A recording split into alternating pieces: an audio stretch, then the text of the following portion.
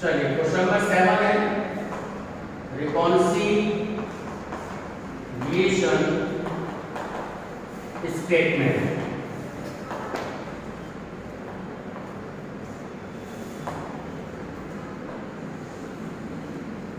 ये 5-6 क्वेश्चन है, इसकी आपको प्रैक्टिस हो जाएगी, घर पे कर लीजिएगा। इनमें से एक क्वेश्चन एग्जाम में जो है वो आना ही आना है। तो क्या क्या आइटम प्लस हो गया है, क्या क्या आइटम माइनस हो गए हैं, तो ये आप जरूर देख लीजिएगा। चलिए दीदी बताएं। सबसे पहले आपको दे रखा है reconcile the profit shown by cost account with that of profit as per financial books. तो profit as per cost book दे रखा है आपको, ठीक है। ये हम सब जानते हैं कि net profit as per cost books बोला नाम होता है 2025, ठीक है। तो कुछ आइटम आपके ऐड हो गए हैं, जैसे कि मैंने आपको बता रखा है, ज्यादा लेंथी क्वेश्चन नहीं है, तो 5-6 लाइन क्वेश्चन पे देख लेना है, ठीक है। कि क्वेश्चन में वैल्यूज कितनी है, क्वेश्चन में वैल्यूज ज्यादा है तो लाइनें प्लस में ज्यादा छोड़ दो, और क्वेश्चन में वैल्यूज कम है तो थोड़ा आराम से उसको लाइनें कम छोड़ सकते हो। तो अभी हमें नहीं पता, हम अंदाजे से 5-6 लाइन मिले हैं, प्लस और माइनस कम कर लेंगे। बताएं प्राची, बस माइनस में क्या आएगा या प्लस में क्या आएगा? Estimated overheads in cost accounts 6000 आपको दे रहा है, कैसे पता लगाया? उसके नीचे भी तो दे रखा है आपको, एक दे रखा है एस्टिमेटेड, उसको अंडरलाइन कर लीजिएगा। एक आपको दे रखा है overhead charge in financial books. तो ओवरहेड जो है वो आपको दो दे दिए, एक तो दे दिया जो कॉस्ट बुक का है वो तो दे दिया 6000, और जो फाइनेंशियल बुक्स का है वो दे दिया 5232। तो मैंने कल राजा जी बताया था कि कॉस्ट का अगर ज्यादा है तो उसको प्लस में कर दीजिएगा, कॉस्ट का अगर कम है तो उसको आप माइनस कर दीजिएगा, ठीक है। तो overheads over charge, overheads over charge not included in cost books। तो ये जो आपका 6000 का अमाउंट है, इसमें से जो क्वेश्चन में आपको ये दे रखा है 5232, ये माइनस कर दीजिए 768।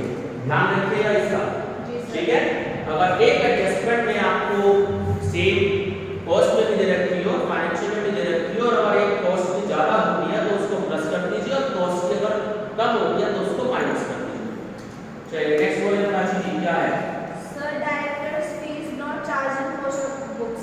बिल्कुल ठीक है। अब इसमें भी देख लीजिए कंडीशन क्या है कि directors fees not charge in cost books, और कुछ नहीं दे रखा 750।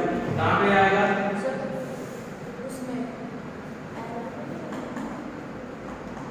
डायरेक्टर्स फीस, आगे क्या लिखा है?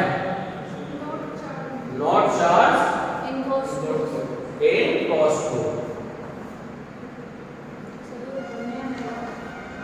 ये माइनस में जाएगा, कल बताया तो था आपको। डायरेक्टर फीस कल इतना था कि कल आपको डेबिट में दे रखा था, याद है? क्वेश्चन जो था एक आइटम डेबिट में था, 2 आइटम क्रेडिट में, है ना? ऐसा क्वेश्चन आया था। तो director fees not charging cost book जब देगा वो माइनस में जाता है। कितना अमाउंट है? 750, ठीक। चलिए नेक्स्ट क्या है? Discount provision in financial books. हाँ, तो फाइनेंशियल बुक्स की बात ही कर रहा है, डिस्काउंट प्रोविजन की माइनस में रहेगा, ध्यान रखिएगा। डिस्काउंट प्रोविजन, ठीक है। डिस्काउंट प्रोविजन आगे क्या है? सीधा एकदम not charge in cost book, not charge in cost book. कितना अमाउंट है? 600। चलिए next 5% depreciation on a machine costing rupees 10,000 was provided in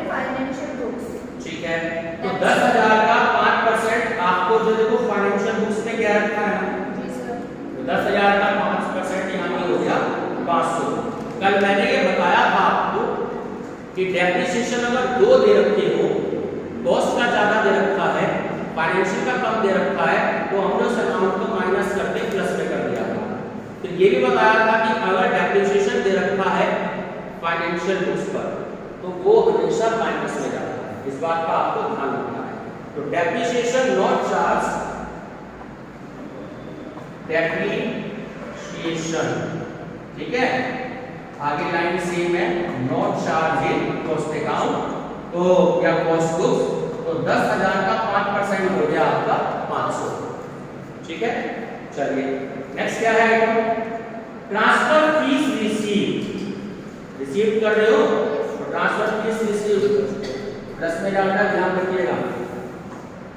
transfer fees receive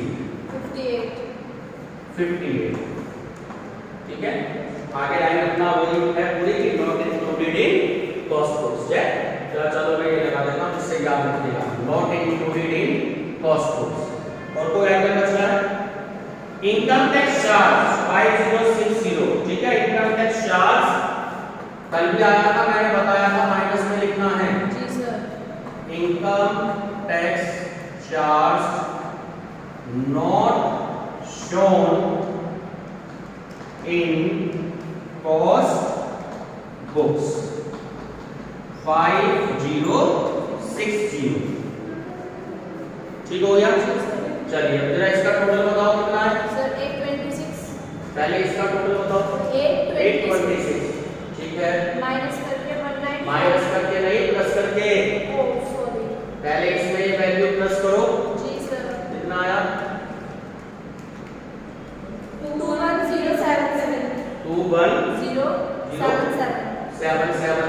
अब इसका टोटल 6910, 6910। अब माइनस कर दो इसमें से 14167, 14167। सही है। अब बुक में देख लेते हैं कि फाइनेंशियल बुक का प्रॉफिट कितना दिया था। बिल्कुल ठीक है, profit as per financial books. तो next profit as per financial books,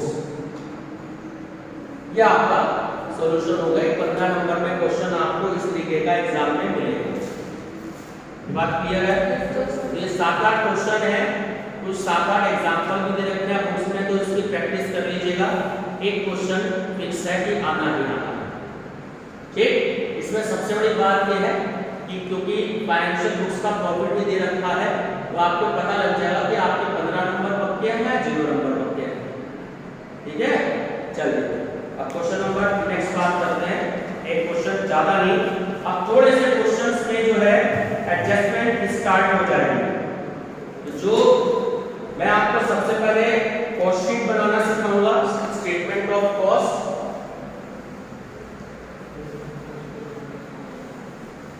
अभी ये क्वेश्चन में ये रखे थे, अब हमें जो आगे क्वेश्चन स्टार्ट है वो हमें खुद से प्रिपेयर करने पड़ेंगे कि क्या प्लस में जाएगा और क्या माइनस में जाएगा। अब 3 स्टेप में आपका क्वेश्चन होना है, ठीक है। 3 परफॉर्म में बना के चलेंगे साथ के साथ।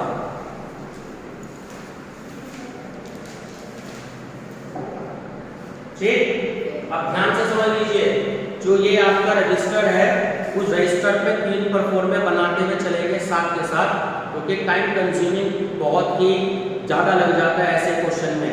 अगर एग्जाम में आ गया तो बच्चा 1 घंटा इसी में वेस्ट कर देता है। हमें इसको टाइम रिड्यूस करके मुश्किल से 20 मिनट लाना है, और उसका एक तरीका है। सबसे पहले देखिए 3 परफॉर्म में क्या है। तो क्वेश्चन नंबर है आपका 8, 3 परफॉर्म में क्या है। तो सबसे पहले आप पहला परफॉर्मा लिखिएगा, स्टेटमेंट ऑफ कॉस्ट, ठीक। ये आपका फर्स्ट फॉर्मेट हो गया। कैलकुलेटर में प्राचीन कैलकुलेशन बिल्कुल सही चलनी चाहिए, गलत नहीं चलनी चाहिए। सारे लोग कैलकुलेटर करके कैलकुलेशन ठीक करेंगे, गलत हुआ मैं क्वेश्चन छोड़ दूंगा, नहीं कराऊंगा। ये बात ध्यान रखना, खासकर प्राचीन, तुम बहुत गलती करती हो टोटल करने में, ठीक। तो फर्स्ट फॉर्मेट ये हो गया, ठीक है। सेकंड जो फॉर्मेट तुमने बनाना है वो प्रॉफिट एंड लॉस का बनाना है। इसका बनाना है तो 10-12 लाइन का ये फॉर्मेट बना लेना। उसके बाद 6-7 लाइन का उसी के नीचे प्रॉफिट एंड लॉस अकाउंट बना लीजिए। ये यहां पर यह बहुत ही कम टीचर बताते हैं इस तरीके से क्वेश्चन को सॉल्व करना, वरना टीचर पहले ये बनवाते हैं, उसके बाद टीचर्स फिर ये बनवाएंगे और फिर टीचर्स जो है उसके नीचे आपको बाद में बताएंगे कि आप रिकॉन्सिलिएशन स्टेटमेंट बनाइएगा। बट मैं ऐसे नहीं बताता, मेरा तरीका थोड़ा सा अलग है। ये हो गया दूसरा फॉर्मेट, ठीक है प्राची जी, रितिका जी। अब तीसरा जो फॉर्मेट है जो हमने अभी बनाया, क्या है वो? Reconciliation statement. रिकॉन्सिलिएशन स्टेटमेंट, इसमें आपके प्लस और माइनस के आइटम आ रहे हैं साथ के साथ। चलिए अब हम क्वेश्चन की स्टडी करते हैं। अब ये जो आप कुछ 5-4 क्वेश्चन करेंगे, जो हमारा यूनिट कॉस्टिंग का चैप्टर है, मैं उसको सबसे बाद में कराता हूँ क्योंकि वो टाइम कंज्यूमिंग बहुत लेता है। सैलरी की मजबूरी हमें कराना है इनकम टैक्स में, क्योंकि बिना उसके इनकम टैक्स स्टार्ट नहीं होती, तो वो चैप्टर मैं बहुत बाद में कराता हूँ, तो उसका बेसिक आप इस चैप्टर में सीखेंगे। ठीक, अब देखिए क्वेश्चन में सबसे पहले क्या मेंशन है? From the following particulars prepare a statement of cost of manufacturer। ठीक है, तो स्टेटमेंट ऑफ कॉस्ट क्या है? तो हमने स्टेटमेंट ऑफ कॉस्ट का फॉर्मेट बना लिया। अब क्या रहा? a statement of profit as per cost account। सी कह रहा है प्रॉफिट एंड लॉस अकाउंट, और देखो प्रॉफिट एंड लॉस अकाउंट। ये ध्यान रखना ये बात, ये जो प्रॉफिट एंड लॉस होता है ये हमेशा फाइनेंशियल बुक्स का होता है। इसको मैं पहला क्वेश्चन करा रहा हूं तो मैं यहां पर आपको बता रहा हूं, इस बात का आपको ध्यान रखना है हमेशा। ये जो फॉर्मेट होता है ये फाइनेंशियल बुक्स का होता है। और फिर डी पे क्या है? Reconciliation statement. तो रिकॉन्सिलिएशन स्टेटमेंट भी हमने प्रोफॉर्मा बना लिया।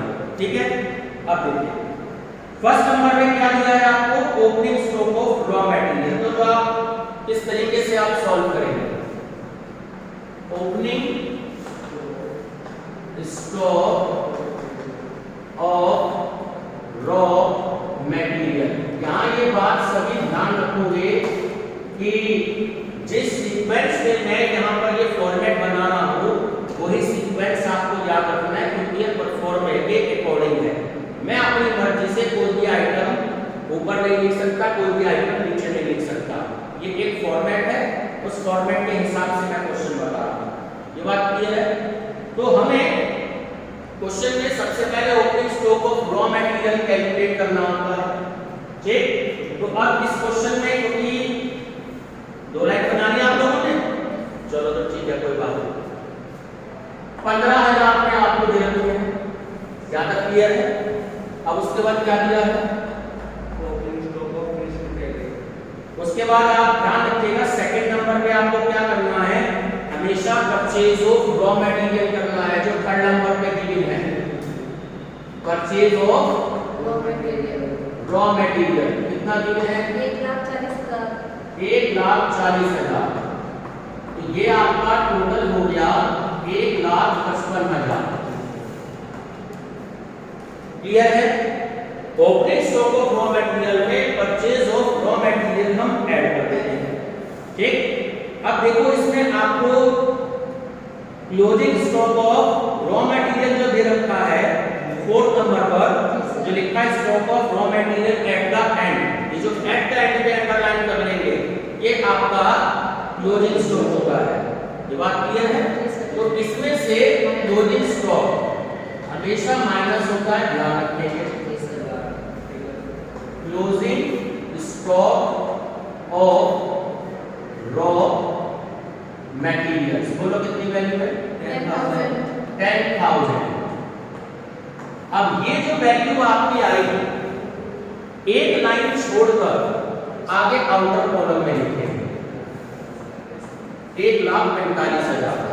ये जो 1,45,000 में जो वैल्यू आई, इसे हम कहेंगे रॉ मटेरियल कंज्यूम।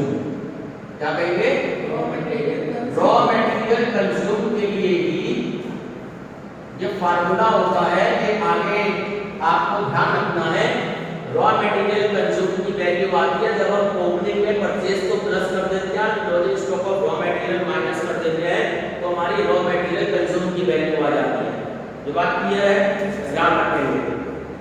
अब जो एक्सपेंसेस आपको दे रखे हो, जैसे कि यहाँ पर लेबर या वेजेस दे रखा है, तो इसमें ऐड कर दीजिएगा वेजेस या लेबर। कितना है वो? 1,55,000। चलिए, तो 1,55,000। अब सारी कैलकुलेशन हमारी आउटर कॉलम में चलेगी। ये इनर कॉलम है क्या आउटर कॉलम है? तो 1,55,000 ये हो गए आपके 3 लाख हो गए। यहां तक क्लियर है? इस वैल्यू को कहते हैं प्राइम कॉस्ट। क्या कहते हैं? Prime cost. Prime cost. तो पहला आपका स्टेप होता है रॉ मटेरियल कंज्यूम, दूसरा आपका कॉन्सेप्ट होता है प्राइम कॉस्ट, ठीक है। थर्ड होता है हमारा फैक्ट्री कॉस्ट या वर्क, ठीक है। अब देखो आगे नीचे क्या एडजस्टमेंट दी है। Calculate factory on cost 20% on prime cost, ठीक। तो प्लस कर दीजिए factory on cost. Prime cost कितनी आई है? 3 लाख। 3 लाख का 20% 60,000। अब ये जो 3,60,000 रुपए आए, इसे हम क्या कहेंगे? फैक्ट्री कॉस्ट या वर्क्स कॉस्ट। बात एक ही होती है। देखो ध्यान से समझ लो, यहाँ लिखा है फैक्ट्री ऑन कॉस्ट और यहाँ लिखा है factory oblique works cost. Factory cost इसका नाम है या वर्क्स कॉस्ट नाम होता है, इस बात को आपको याद रखना है। अगला स्टेप होता है, आगे क्वेश्चन कह रहा है office on cost 80% on factory cost, ठीक। चलिए इसको भी प्लस कर दीजिएगा ऑफिस ऑन कॉस्ट। अब ध्यान से देखो सब लोग, 3,60,000 पे आप क्या है, इसका मुझे 80% बता दीजिए। उसने बोला है आपको 2,80,000। इसका टोटल कर दीजिए 0 0 0 8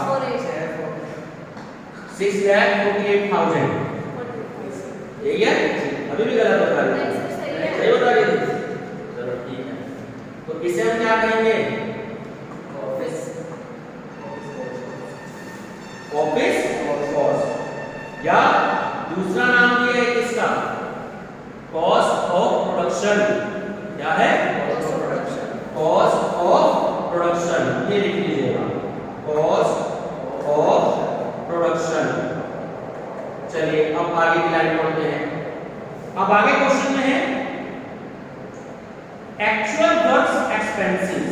अब ये जो एक्चुअल वर्क्स एक्सपेंसेस आपसे कह रहा है, ठीक है, 61,000 और ऑफिस एक्सपेंसेस आपको कह रहे हैं 46,500, ठीक है। ये एक्चुअल वर्ड को बॉक्स में बंद कर दीजिएगा। अब ये आपसे बार-बार कहेगा, आगे के 7-8 क्वेश्चंस हैं, ठीक। एक्चुअल का मतलब प्रॉफिट एंड लॉस की ये वैल्यूज है, ये फाइनेंशियल बुक्स की वैल्यूज है। बात क्लियर आई समझ में? तो जो आपको इसने अमाउंट दिया है एक्चुअल वर्क्स एक्सपेंसेस आपका, तो वो आप यहां लिख लीजिए 4 लाइन छोड़ दो। टू वर्क्स एक्सपेंसेस, हाँ जी 61,000। और दूसरा क्या दिया है? Office expenses. दूसरा दे रहा है आपको ऑफिस एक्सपेंसेस 46,500। Office expenses 46,500। ये बात क्लियर हो गई? चलिए आगे कह रहा है selling price was fixed 20% above the cost price, ठीक है। चलिए इसकी बात हम अभी थोड़ी देर बात करेंगे। अब यहां तक आपको क्वेश्चन में सबसे पहले एक चीज और दे रखी है। अगर क्वेश्चन में आपको फिनिश गुड्स दे रखा है ओपनिंग का तो आप उसको प्लस कर देंगे, और क्लोजिंग का दे रखा है तो आप उसको माइनस कर देंगे। ये बात क्लियर है? तो अब यहां पर आप उसे प्लस कर दीजिए। Opening stock of finished goods, मैं शॉर्ट में लिख रहा हूं फिनिश्ड गुड्स। बोलो क्या अमाउंट है? 20,000। ठीक, 20,000।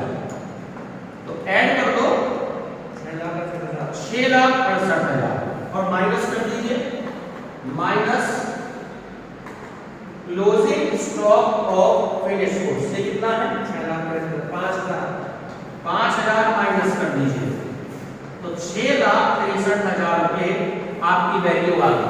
हमेशा ओपनिंग प्लस होगा फिनिश्ड गुड्स और क्लोजिंग जो है वो आपका माइनस होगा। ये वाली बात समझ में आती है? कहीं गलती तो नहीं कर दिया हमने क्वेश्चन में? मुझे मिस्टेक लग रही है कहीं किसी टोटल में मिस्टेक लग रही है? वो मिस्टेक आगे मेरी पकड़ में। देखो जरा ध्यान से, किसी ने बताई नहीं और हम क्वेश्चन करते चले जा रहे हैं, बस यही गड़बड़ होती है। वो मिस्टेक क्या है? वो मिस्टेक ये है उसने फैक्ट्री और कॉस्ट बोली थी। ध्यान से देखो, और हमने कैलकुलेशन कर ली फैक्ट्री कॉस्ट पर। ठीक, चलिएगा 80% कैलकुलेट करके जरा ध्यान से लाइन पढ़ लीजिए। उसने बोला है office on cost 80% on factory on cost. ठीक है, अब फैक्ट्री ऑन कॉस्ट देखो आपकी कितनी थी? फैक्ट्री ऑन कॉस्ट थी आपकी 60,000। बात समझ में आई? दोनों में अंतर है। तो 8 6 48। अब आपने इसका टोटल किया तो कितना आ गया? 4,08,000। ठीक, तो कॉस्ट ऑफ प्रोडक्शन अब आप ऐड कर दीजिए इसमें 20,000 तो टोटल हो गया 4,28,000 और माइनस कर दीजिए 5,000 क्लोजिंग के तो 4,23,000 आपकी वैल्यू आ गई। थोड़ा सा ध्यान रखना है इस चीज का। ठीक है, ये 4,23,000 आई। क्या कहेंगे हम इसे? अगला स्टेप जो होता है कॉस्ट ऑफ प्रोडक्शन के बाद वो होता है कॉस्ट ऑफ गुड्स सोल्ड। क्या होता है? Cost of goods sold. अभी प्राची कहने वाली है सर ऐसा क्वेश्चन एग्जाम में नहीं आना चाहिए। कॉस्ट ऑफ गुड्स सोल्ड, यहां तक क्लियर हो गया? चलिए अब ये देखो लास्ट में ये जो मैंने लाइन आपको बताई थी कि इसकी बात हम अभी 5 मिनट बात करेंगे, वो सबसे लास्ट की लाइन देख लीजिएगा। The selling price cost is 20% above the cost price। ठीक है, तो इसका जो है 20% कैलकुलेट करिए। 4,20,000 प्लस प्रॉफिट कितना आया? 84,600। अब ऐड करो कितना आता है? 5,07,600। 5,07,600। ये आपकी जो वैल्यू हो गई ना, ये आपकी कॉस्ट शीट प्रिपेयर हो गई। ठीक है, अगर कॉस्ट शीट गलत है तो आगे भी आपका गलत ही होगा क्वेश्चन, इसलिए कॉस्ट शीट जो है सही होनी बहुत जरूरी है। यहां तक कि राजा जी बात समझ में आ गई? ठीक है, आगे समझ में आनी चाहिए। ठीक, अगर इतना टाइम लगाओ क्वेश्चन में उसके बाद भी नहीं आएगा तो बेकार है। ठीक, फर्स्ट स्टेप क्या कैलकुलेट करना है? Raw material consume, second step prime cost, third step factory cost या वर्क कॉस्ट। अगर क्वेश्चन में दे रखा है तो आपका हो गया कॉस्ट ऑफ प्रोडक्शन। अगर फिनिश गुड्स दे रखा है तो प्लस कर दीजिए ओपनिंग का, क्लोजिंग का माइनस कर दीजिए। उसके बाद जो वैल्यू आएगी कॉस्ट ऑफ गुड्स सोल्ड या हम इसे कहते हैं टोटल कॉस्ट। क्या कहते हैं? Total cost. और परसेंटेज आपने इसमें कैलकुलेट कर दिया, टोटल आपकी सेल्स आ गई। ये एक तरीका है पहला क्वेश्चन ऐसा करने का। ठीक है, अब आपको प्रिपेयर करना है प्रॉफिट एंड लॉस अकाउंट। देखिए कैसे करें। मैंने 4 लाइन को छुड़वाई। तो टू ओपनिंग स्टॉक देख लीजिए आपके पास में क्या क्या दे रखा है। दो चीजों के ओपनिंग स्टॉक में आपके पास, जी सर। ठीक है। किस चीज के हैं प्राची जी? सर आपके पास में ओपनिंग स्टॉक एक तो रॉ मटेरियल का है और एक फिनिश गुड्स का है। एक तो रॉ मटेरियल,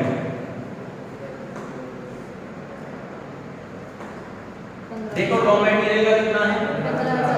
15,000। उसके बाद जो फिनिश गुड्स है उसका कितना है? 20,000। तो दोनों का जो टोटल है वो 35,000 आपका आउटर कॉलम में आ गया। यहाँ तक की बात क्लियर है?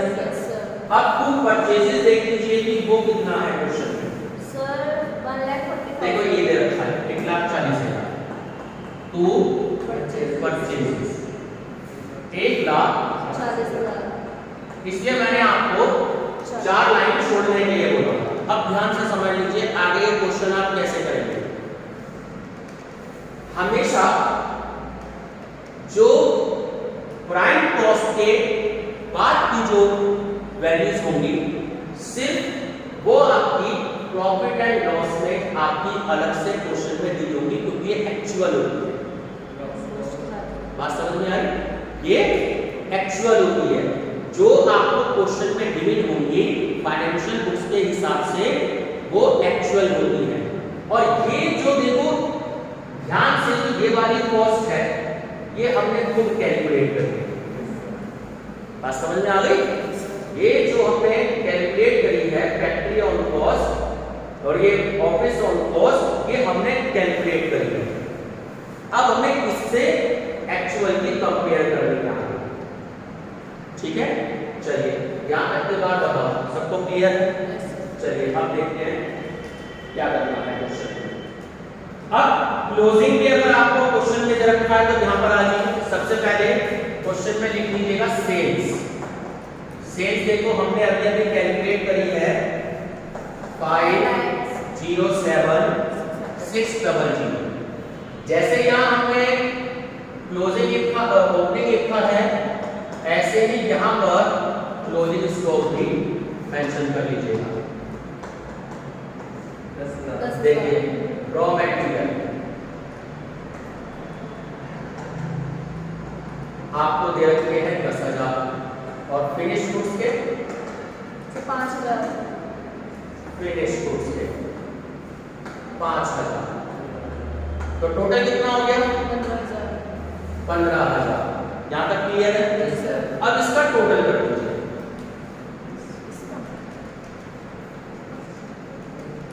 टोटल बताइए कितना आया? 5,22,600 और इधर भी 5,22,600। अब ये जो 4 वैल्यूज गिवन है ये माइनस कर दीजिए तो ये हमारा नेट प्रॉफिट आ जाएगा। 2 नेट प्रॉफिट 240,100,100 यही आ रहा है? चेक जरूर कर ले जरा। बुक में तो कुछ छोड़ दे रखा है। रुक जाओ। ये इसमें वैल्यूज लिखनी रह गई है, कोई दिक्कत नहीं है। 2 वेजेस की रह गई है वो लिख लीजिएगा यहाँ पर 2 वेजेस, ये और लिख लीजिएगा। हाँ 1,00,000 आगे से 55,000। आ गया। ठीक है, क्या क्या वैल्यू से एक बार दोबारा से टैली करवाओ। पहली थी 35,000, दूसरी 1,40,000, 1,40,000, तीसरी 1,55,000, फोर्थ 61,000, फिफ्थ 4,600। ठीक है। कितनी आएगी वैल्यू?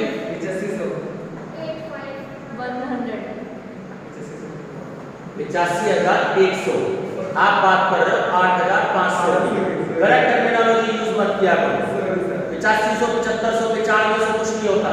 8,500, 8,400, 8,300, तो ये है आपकी 85,100। ठीक, अब ये आपका फाइनली 2 आपकी वैल्यूज आ गई। अब हमें जो कंपेयर करनी है वो रिकॉन्सिलिएशन स्टेटमेंट की करनी है। ठीक, अब ध्यान से समझ लीजिएगा। जो आपने अब पहले क्वेश्चन की तरफ आते हैं। स्टार्टिंग कहां से करते थे? Net profit as per cost books. देखो कितना है 84,600। 84,600 प्राची ध्यान से समझ लीजिए 84,600 ये कॉस्ट का है, net profit as per cost books. अब ध्यान से समझ लीजिए आपने जो वैल्यू दो वैल्यू यहां पर कैलकुलेट करनी है, कौन कौन सी करी है? एक तो करी है ऑफिस एक्सपेंसेस और एक आपने करी है फैक्ट्री कॉस्ट। ठीक, तो क्या क्या आपने कैलकुलेट करी है? एक तो जो आपने कैलकुलेट करी है 48,000 करी है और एक आपने कैलकुलेट क्या करी है 60,000। ध्यान रखना हमें इससे मतलब है, इससे मतलब नहीं है। ठीक है, फैक्ट्री ऑन कॉस्ट या वर्क्स ऑन कॉस्ट से मतलब है या ऑफिस ऑन कॉस्ट से मतलब है। ठीक, अब हमें कंपेयर करनी है। चलो अब हम फैक्ट्री की कंपेयर करते हैं। तो कॉस्ट के है 60,000, ठीक है, और फैक्ट्री के इसमें देखो इसमें कितने हैं आपके प्रॉफिट एंड लॉस में? कितने हैं?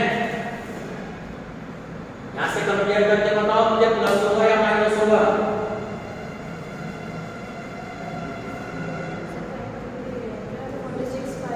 अगर आप ऑफिस ऑन कॉस्ट की कंपेयर करते हो 60,000 की यहां पर है और यहां पर कितना है वर्क्स एक्सपेंसेस 61,000। अब मुझे ये बताइए प्राची जी प्लस होंगे या माइनस होंगे? माइनस। कॉस्ट में कम है ज्यादा है? कॉस्ट में कम है ना, तो क्या होंगे? माइनस होंगे। तो यहाँ पे आ गया लेस। ये कंपेयर करके बता रहा हूँ, पहला क्वेश्चन है, ज्यादा क्वेश्चन नहीं कराऊंगा इसके, 2-3 ही कराऊंगा बस। तो आपको यहाँ से कंपेयर करनी है कि फैक्ट्री ऑन कॉस्ट 60,000, ठीक है, तो आपने कंपेयर करी फैक्ट्री